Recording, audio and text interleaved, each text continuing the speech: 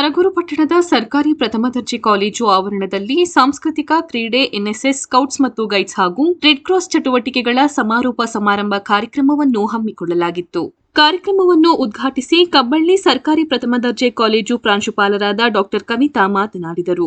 ನಂತರ ಸಿಡಿಸಿ ಅಧ್ಯಕ್ಷರು ಹಾಗೂ ಮಾಜಿ ಜಿಲ್ಲಾ ಪಂಚಾಯಿತಿ ಸದಸ್ಯರಾದ ರವಿ ಪಿ ಮಾತನಾಡಿದರು. ಕಾರ್ಯಕ್ರಮದ ಅಧ್ಯಕ್ಷತೆಯನ್ನು ಪ್ರಾಂಶುಪಾಲರಾದ ದಯಾನಂದ ಎಂಜೆ ವಹಿಸಿದ್ದರು. ಕಾರ್ಯಕ್ರಮದಲ್ಲಿ ಕಸಪ ಅಧ್ಯಕ್ಷರು ಹಾಗೂ ಸಿಡಿಸಿ ಸದಸ್ಯರಾದ ಕಿಂಡಗಣ್ಣಸ್ವಾಮಿ, ಪಟ್ಟಣ ಪಂಚಾಯಿತಿ ಸದಸ್ಯರುಗಳಾದ ಶ್ರೀನಿವಾಸ್, ಚೆಲುವಕೃಷ್ಣ, ವರುಣ್ ಟೆಕ್ಸ್ಟೈಲ್ಸ್ ಮಾಲೀಕರಾದ ವರುಣ್, ವಕೀಲರಾದ ಶಿವರಾಜ್ ಎಸ್, ಮುಖಂಡರಾದ ಬಸವರಾಜ್, ಡಾ ಶ್ರುತಿ ಜೆ, ಸಾಂಸ್ಕೃತಿಕ ಸಮಿತಿ ಸಂಚಾಲಕರು, ಅಧ್ಯಾಪಕ ವೃಂದದ ವೆಂಕಟಮ್ಮ, ಮಂಜುಳಾದೇವಿ, ಡಾ ದೀಪಾ, ಯತೀಶ್, ಡಾ ವೃಂದಾ, ಪುಟ್ಟಸ್ವಾಮಿ ಸೇರಿದಂತೆ ಮತ್ತಿತರರು ಉಪಸ್ಥಿತರಿದ್ದರು. ಪ್ರಗತಿಯನ್ನ ಓದುವಂಥದ್ದು, ಆ ವರ್ಷದ ಪ್ರಗತಿಯ ಬಗ್ಗೆ ಇಲ್ಲಿ ಮಂಡಿಸುವಂಥದ್ದು ನಮ್ಮ ವಾಡಿಕೆ.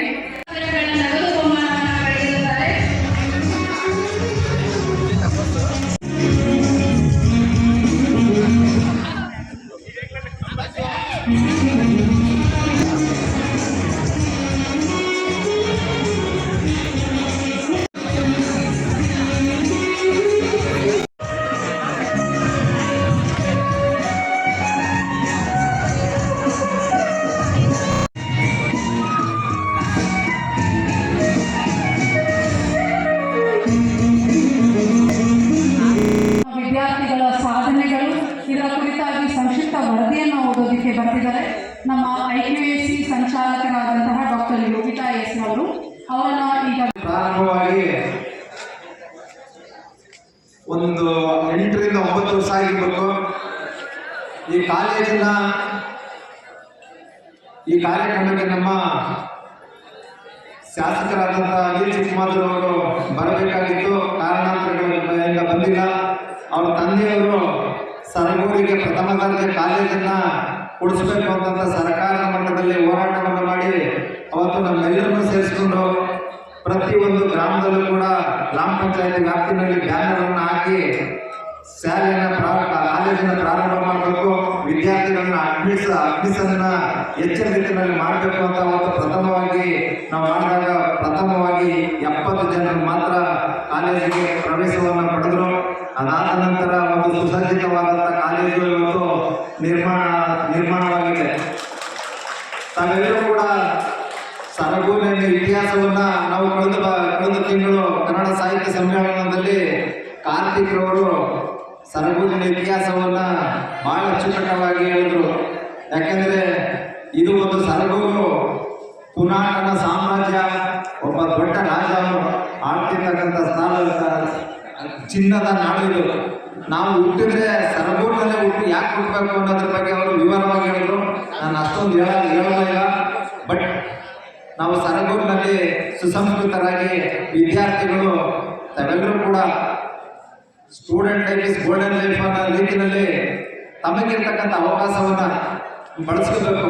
ಯಾಕೆಂದರೆ ವಿದ್ಯಾರ್ಥಿ ಜೀವನದಲ್ಲಿ ತಾವೆಲ್ಲರೂ ಕೂಡ ಮುಂದೆ ಯಾವುದೇ ವಿದ್ಯಾರ್ಥಿ ತನ್ನ ಎಜುಕೇಷನ್ನಲ್ಲಿ ಒಂದು ಏಮನ್ನು ಇಟ್ಕೋಬೇಕು. ಸಾಧನೆಯನ್ನು ಮಾಡಬೇಕಾದ್ರೆ, ಯಾವುದಾದ್ರು ಗುರಿಯನ್ನು ತಲುಪಬೇಕಾದ್ರೆ, ತಾವು ಒಂದು ಗುರಿಯನ್ನು ತಲುಪಬೇಕಾದ್ರೆ ಕಠಿಣವಾದಂಥ ಪರಿಶ್ರಮವನ್ನು ತಾವೆಲ್ಲರೂ ಕೂಡ ಹಾಕಬೇಕು. ನಿಮ್ಮ ಜೀವನದಲ್ಲಿ ಸಾಧನೆಯನ್ನು ಮಾಡಬೇಕು ಅಂತಂದರೆ ಅದಕ್ಕೆ ಕಠಿಣವಾದ ಪರಿಶ್ರಮ ಇರಬೇಕು. ನಾವು ಯಾವುದರಲ್ಲೂ ಕೂಡ ವಿದ್ಯೆಯ ಮುಂದೆ ನಾವು ಯಾವುದೇ ನನ್ನ ಆತ್ಮೀಯ ಮಿತ್ರರು, ಹಾಗಾಗಿ ಎಲ್ಲರ ಪರಿಚಯ ನನಗೆ ಇದೆ. ಅವರೆಲ್ಲರೂ ನಿಮಗೆ ಉತ್ತಮ ಗುರಿ ಸಾಧನೆಯ ಮಾರ್ಗದಲ್ಲಿ ಹೋಗುವಂತಹ ದೈತ್ಯ ಶಕ್ತಿಗಳು ಅಂತ ಹೇಳ್ತೀನಿ. ಹಾಗೆ ಅಧ್ಯಾಪಕರೇತರ ಬಳಗದವರಿದ್ದಾರೆ. ಎಲ್ಲದಕ್ಕಿಂತ ಹೆಚ್ಚಾಗಿ ನಮ್ಮ ಸರಗೂರಿನ ಮಕ್ಕಳು ಯಾವುದೇ ಕೊರತೆಯನ್ನು ಅನುಭವಿಸಬಾರ್ದು. ಅವ್ರಿಗೆ ಏನು ಬೇಕಾದರೂ ನಾವು ಪ್ರೋತ್ಸಾಹ ನೀಡ್ತೀವಿ ಅಂತ ಹೇಳಿ ಸದಾ ಸಿದ್ಧವಾಗಿರ್ತಕ್ಕಂತಹ ಕಾಲೇಜು ಅಭಿವೃದ್ಧಿ ಸಮಿತಿಯ ದೊಡ್ಡ ಬಳಗನೇ ವೇದಿಕೆ ಮೇಲಿದೆ. ಇವರೆಲ್ಲರಿಗೂ ಒಂದ್ಸರಿ ಜೋರಾಗಿ ಚಪ್ಪಾಳೆ ನೀವೆಲ್ಲರೂ ವಾಸ ಮಾಡ್ತಾ ಇದ್ದೀರಿ. ಹಾಗಾಗಿ ನೀವೆಲ್ಲ ಧನ್ಯರು. ನಿಜವಾಗಿಯೂ ಎಷ್ಟು ಪ್ರಕೃತಿಯ ಮಡಿಲಲ್ಲೇ ಇದ್ದೀರಿ ನೀವು.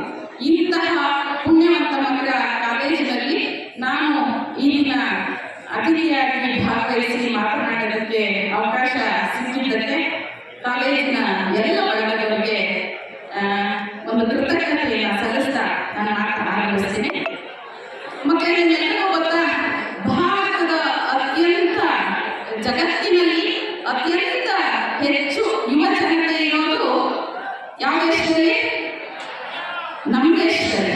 ಭಾರತದಲ್ಲೇ ಅತ್ಯಂತ ಹೆಚ್ಚು ಯುವ ಜನತೆ ಇರುವಂಥದ್ದು. ಹಾಗಾಗಿ ಇವತ್ತು ಇಡೀ ಜಗತ್ತು ಭಾರತದ ಕಡೆ ನೋಡ್ತಾ ಇದೆ. ಭಾರತದ ಕಡೆ ನೋಡ್ತಾ ಇದೆ ಅಂದ್ರೆ ಯಾರ ಕಡೆ ನೋಡ್ತಾ ಇದೆ ಅಂತ? ಯುವ ಜನತೆ ನಿಮ್ ಕಡೆ ನೋಡ್ತಾ ಇದೆ ಅಂತ ಅರ್ಥ. ನಿಮ್ ಕಡೆ ನೋಡ್ತಾ ಇದೆ ಅಂದ್ರೆ ನಿಮ್ಮಲ್ಲಿರುವಂತಹ ಪ್ರತಿಭೆಯನ್ನ ನಮಗೆ ಕೊಡಿ ಅಂತ ಕೇಳ್ತಾ ಇದೆ. ನಾವೇನ್ ಮಾಡ್ತಾ ಇದ್ದೀವಿ? ಯಾವ ಕಡೆ ನೋಡ್ತಿದ್ದೀವಿ? ಮೊಬೈಲ್ ಕಡೆ ನೋಡ್ತಾ ಇದ್ದೀವಿ. ಇಡೀ ಜಗತ್ತು ನಮ್ಮ ಕಡೆ ನೋಡ್ತಾ ಇದೆ.